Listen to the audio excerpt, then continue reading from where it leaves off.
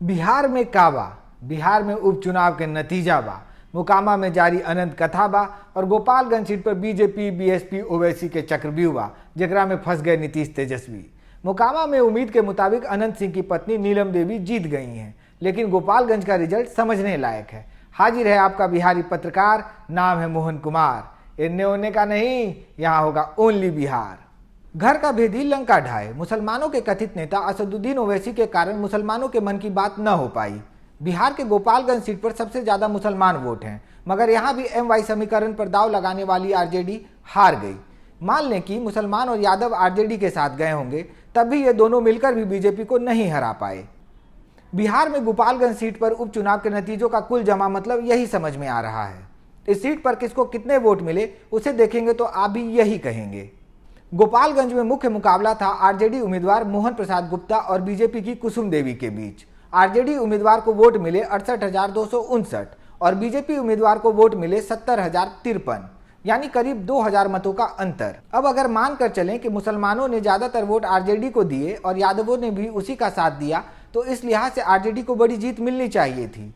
लेकिन ओवैसी के उम्मीदवार अब्दुल सलाम और लालू यादव के साले साधु यादव की पत्नी इंदिरा यादव को मिले वोटों पर नजर डालेंगे तो कहेंगे कि गोपालगंज की सीट पर आरजेडी को बीजेपी ने नहीं, ओवैसी और साधु यादव की पत्नी ने हराया है।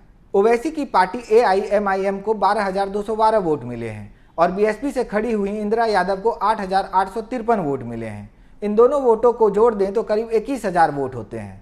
मुस्लिम यादव तो वोट मिल ही जाएंगे, ये सोचकर इस बार आरजेडी ने यहाँ वैश्य समाज से उम्मीदवार खड़ा किया था, लेकिन लगता है ये जुगत काम न आई।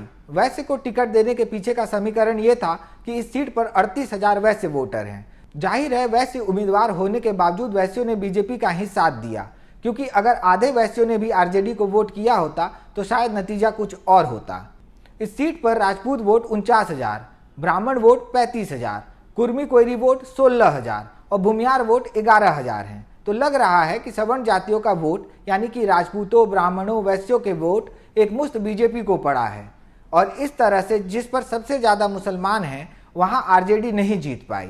और ये बात इसलिए भी अहम है क्योंकि इस सीट पर संख्या के हिसाब से तीसरी सबसे बड़ी जाति यादव है, यानी कि 47,000 वोट।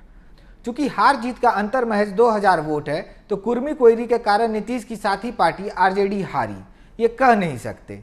जो भी हो, नीतीश और तेजस्वी के साथ आने के बाद भी इस सीट पर बीजेपी जीत गई।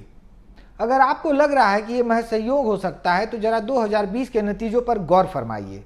पिछली बार भी यहां बीजेपी को मिले थे 77,791 वोट। महागठबंधन यानी कांग्रेस उम्मीदवार, उन्हें वोट मिले थे 36,000 और साधु यादव को मिले थे 41,000 वोट।